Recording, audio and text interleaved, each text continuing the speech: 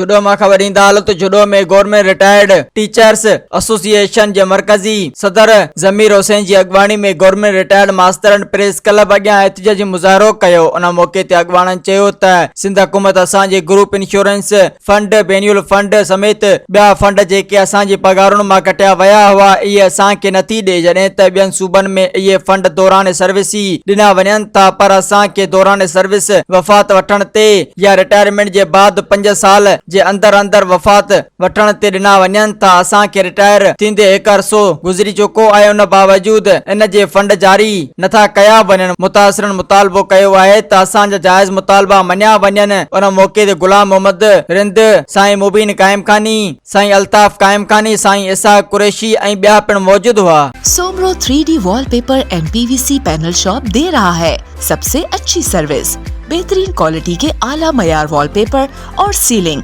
खूबसूरत डिजाइन और कलर्स में दस्तयाब है। हर किस्म के PVC वॉलपेपर्स और सीलिंग लगवाने के लिए हमसे राब्ता करें।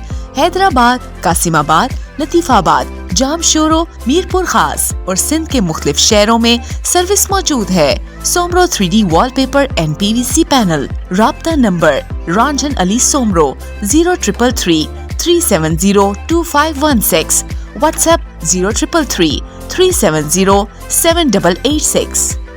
मज़ीद ख़बरनि ऐं तफ़सीलात लाइ विज़िट कयो असांजी वेबसाइट www.awamiNewsHD.com ऐं ॾिसंदा रहो अवामी न्यूज़ HD।